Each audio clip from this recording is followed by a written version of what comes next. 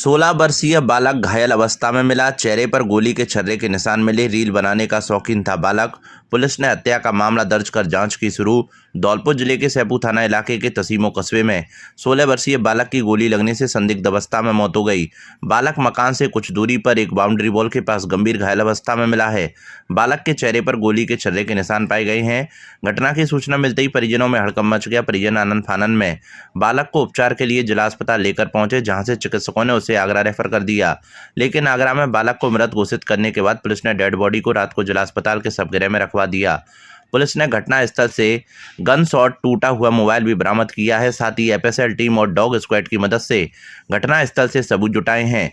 मृतक के परिजन ने अज्ञात लोगों के खिलाफ हत्या का मामला दर्ज कराया है। बालक की मौत को लेकर अभी स्थिति स्पष्ट नहीं है। पुलिस इस बात की जांच कर रही है कि बालक ने खुद को गोली मारी या किसी अन्य ने उसे गोली मारी है। प्रारंभिक जांच में पुलिस हत्या के साथ साथ हादसे के एंगल को भी ध्यान में रखकर जांच कर रही है।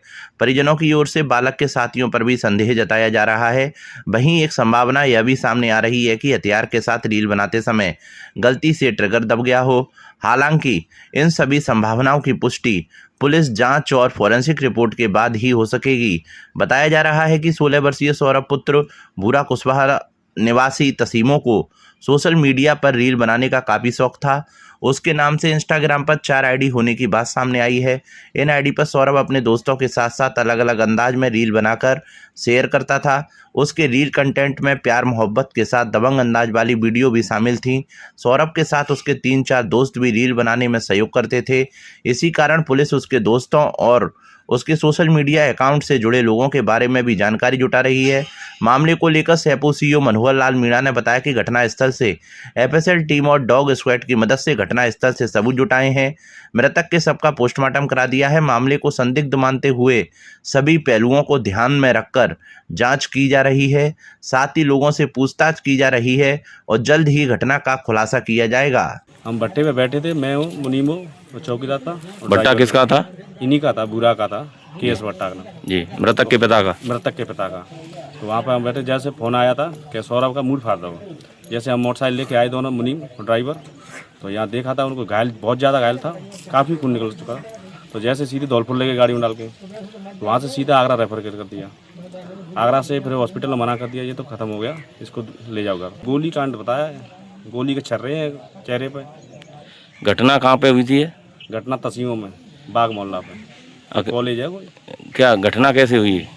घटना पता नहीं, कोई गोली कांड बता रहे हैं, वो गोली का निशान है यहाँ पर भी, छर्रा भी है। अच्छा, इस लड़के के पिताजी कहाँ थे उस समय? ये बेंगलोर है, मार्बल का काम करता। अभी तक जैसे ही पुलिस को सूचना मिली, मौके पे आकर मौके को सुरक्षित कराया गया और एफएसएल टीम भरतपुर से बुलाकर, डॉग स्क्वाड बुलाकर और मौका रिपोर्ट मुआयना कराया गया उनसे, और उनकी रिपोर्ट आना भी शेष है। वर्तमान में पोस्टमार्टम इसका चल रहा है।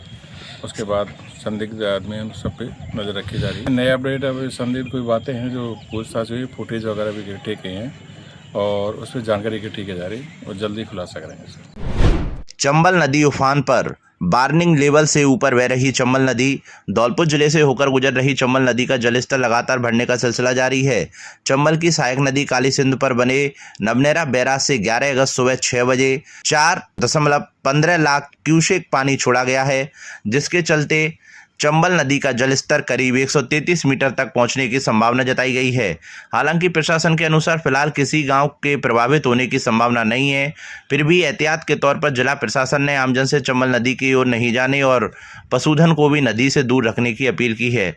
वर्तमान में चंबल नदी 130.40 मीटर के निशान पर बह रही है, जबकि खतरे का निशान 130.79 मीटर है। नदी में बढ़ते जलस्तर को लेकर जिला प्रशासन, जल संसाधन विभाग और केंद्रीय जल आयोग निगरानी बनाए हुए है। जिला प्रशासन ने आमजन को नदी क्षेत्र एवं जलभराव क्षेत्रों के समीप जाने से रोकने के लिए अपने अधीनस्थ अधिकारियों व कर्मचारियों को पाबंद कर दिया है। चंबल नदी में पानी का स्तर 129.79 मीटर पर पहुंचते ही वार्निंग लेवल शुरू हो जाता है और 130.79 मीटर पर जलस्तर पहुंचते ही नदी खतरे के निशान से ऊपर हो जाती है। चंबल नदी का जलस्तर 135 मीटर से ऊपर पहुंचने पर 7 दर्जन से अधिक गांव और डांडियों में चंबल का पानी प्रवेश करते ही बाढ़ आ जाएगी। साल 2022 में चंबल नदी ने विकराल रूप धारण कर 146.50 मीटर पर पहुंची थी और 7 दर्जन गांव डांडियों में बाढ़ आ गई थी। 6 लोगों की एक साथ जली अर्थियां, शहरवासियों की आंखें हुई नम। धौलपुर शहर में बुधवार को एक ही दिन में 2 परिवारों की एक साथ 6 अर्थियां उठने से हर किसी की आंखें नम हो गईं।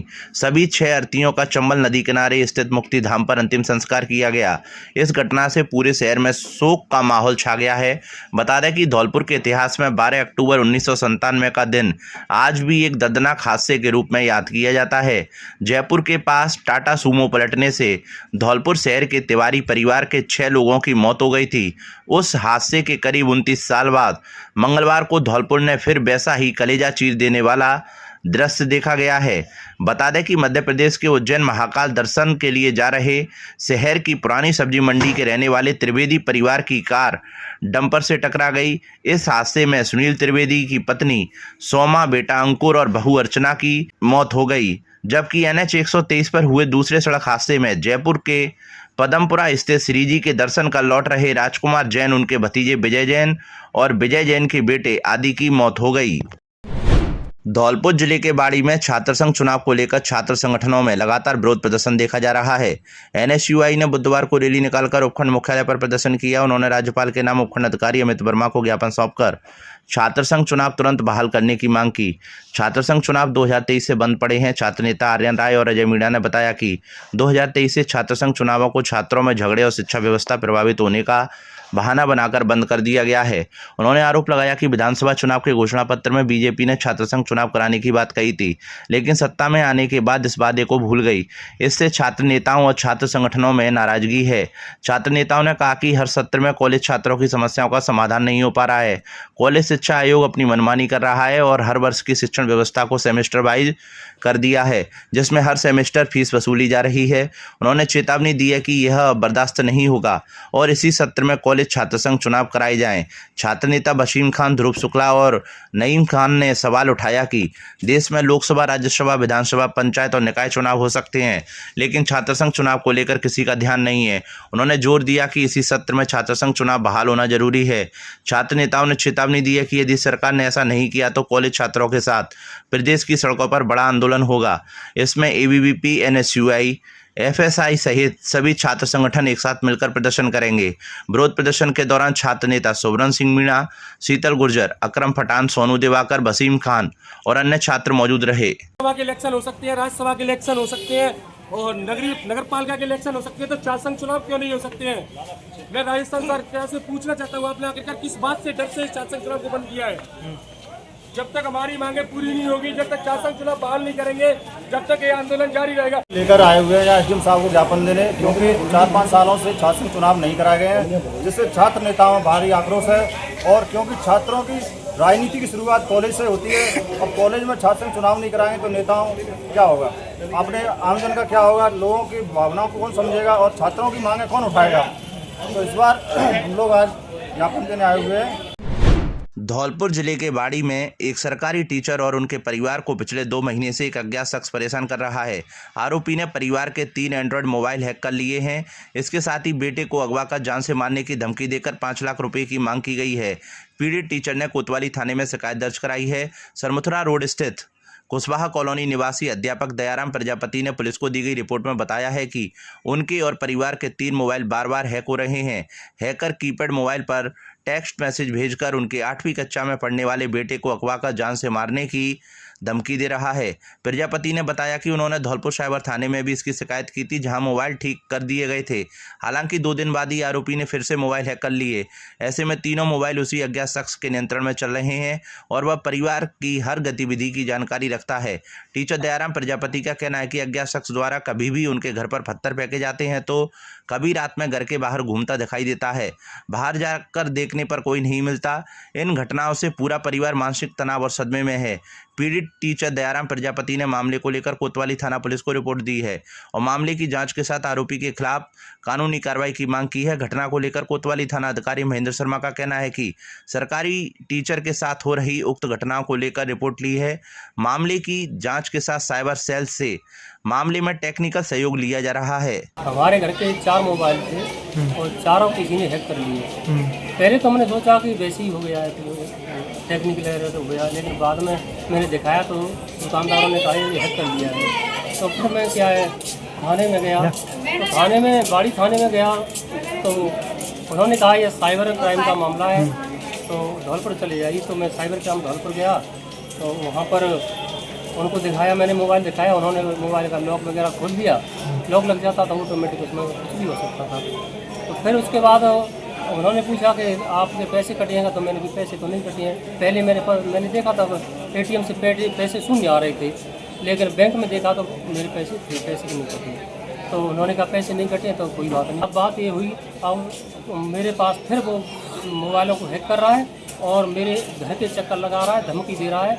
और आज रात भर भी वो मेरे घर के चक्कर लगाता रहा है, आसपास घूमता रहा है, पत्थरबाजी की है और गन उसके हाथ में थी, ऐसा भागता हुआ हमने देखा है। लेकिन उसको हम पहचान नहीं पाए। वो कहता है कि तुझे और तेरे बेटे का अपहरण कर लेंगे और जान से मार देंगे, 5 लाख रुपए देंगे। तो टेक्स्ट मैसेज किए हैं उसने, मेरे मोबाइल पे सेव है, बिल्कुल मेरे पास टेक्स्ट मैसेज है और मेरे कॉपी भी निकलवा दी कुछ मैसेजों की।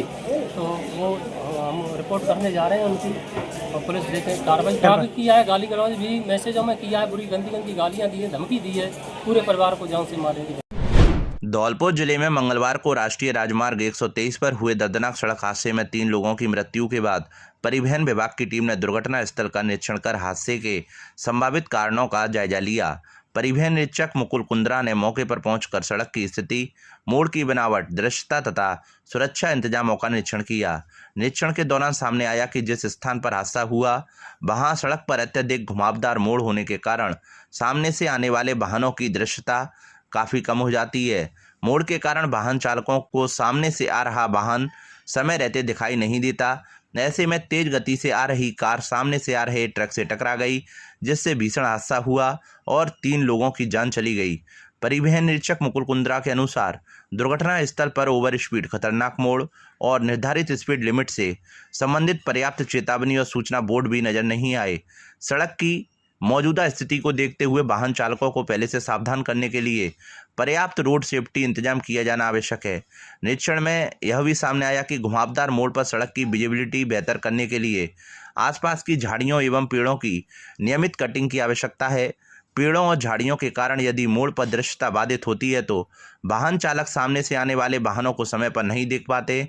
इसलिए संबंधित विभाग को नियमित रूप से पेड़ों की छटाई कर सड़क की विजिबिलिटी सुनिश्चित करनी चाहिए। धौलपुर जिले की बाड़ी कोतवाली थाना पुलिस ने 2 अलग अलग कार्रवाई की है। पुलिस ने एक आरोपी को अवैध हथियार के साथ गिरफ्तार किया है, वहीं अवैध खनन में लिप्त एक ट्रैक्टर ट्रॉली को जब्त किया है। कोतवाली थाना अधिकारी महेंद्र शर्मा ने बताया कि अलीगढ़ रोड पर हाईवे किनारे एक व्यक्ति को 315 बोर का एक कट्टा और एक जिंदा कारतूस के साथ पकड़ा है।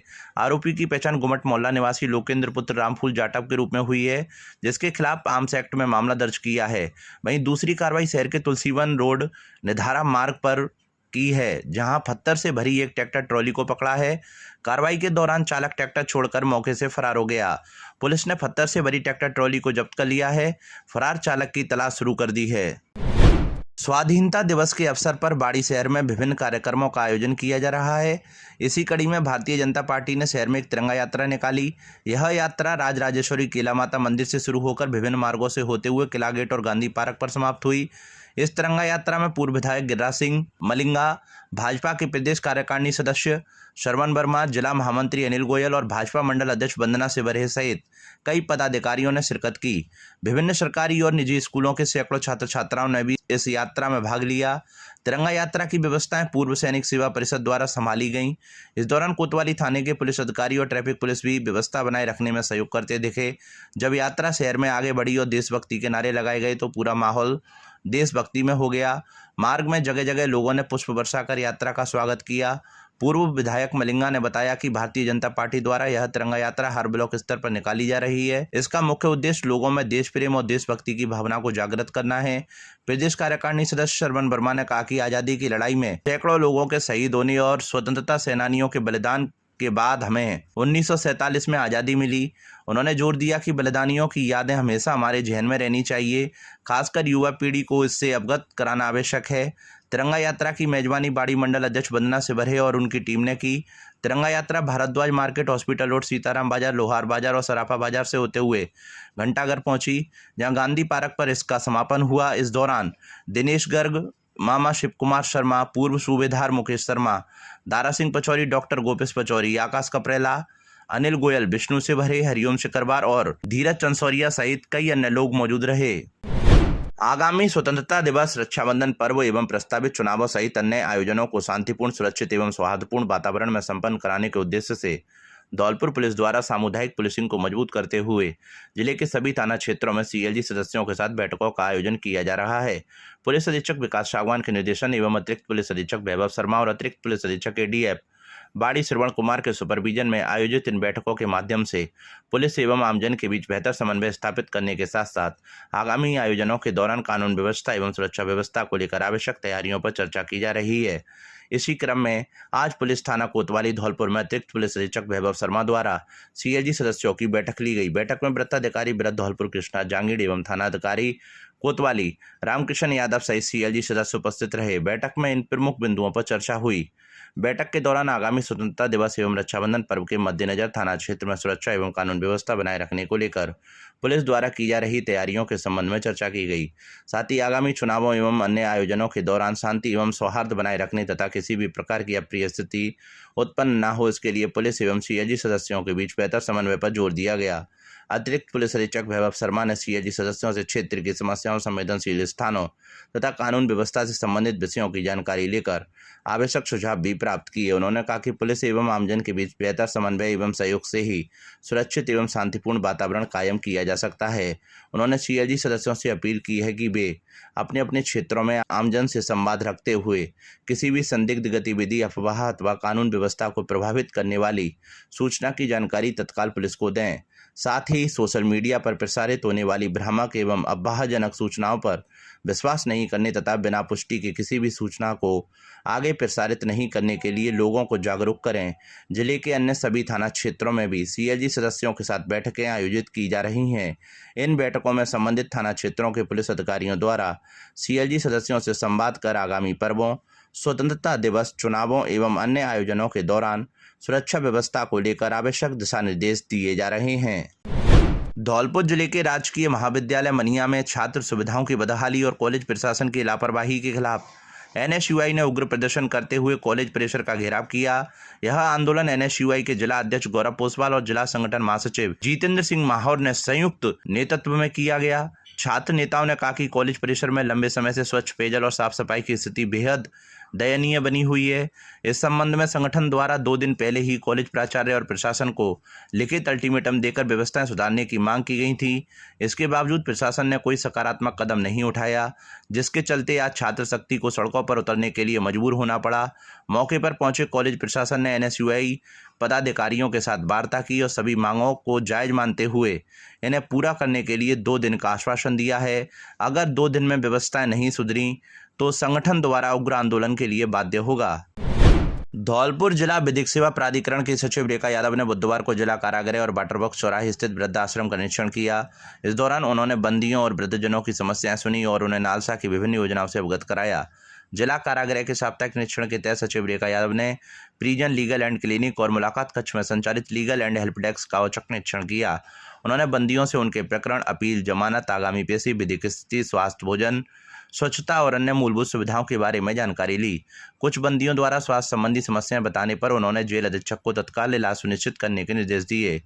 उन्होंने रसोई घर का भी निरीक्षण कर भोजन व्यवस्था और कार्यप्रणाली का जायजा लिया।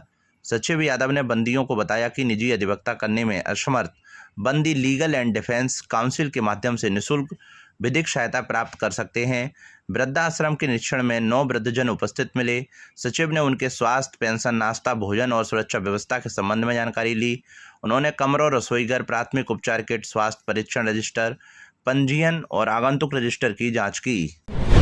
धौलपुर जिला विधिक सेवा प्राधिकरण की सचिव रेखा यादव एवं संयुक्त निरीक्षण दल द्वारा मंगलवार को सागरपाड़ा चौकी धौलपुर पर लग्जरी स्लीपर बसों का निरीक्षण किया गया। संयुक्त निरीक्षण दल द्वारा निरीक्षण के दौरान स्लीपर लग्जरी बसों में यात्रियों को उपलब्ध कराई जा रही सुविधाओं, सुरक्षा व्यवस्थाओं तथा आवश्यक दस्तावेजों की जाँच की गई। साथ ही बसों के परमिट, फिटनेस प्रमाण पत्र, बीमा, प्रदूषण प्रमाण पत्र, वाहन की आवश्यक दस्तावेज एवं अन्य वैधानिक कागजात की जांच की गई। निरीक्षण के दौरान कुछ बसें निर्धारित मानकों के अनुरूप नहीं पाई गईं। निरीक्षण के दौरान 15 बसों की गहनता से जांच की गई और गंभीर अनियमितताएं पाए जाने पर 13 बसों के विरुद्ध मोटरयान अधिनियम के अंतर्गत चालान की कार्रवाई की गई और 2 बसें मौके पर ही सीज की गईं।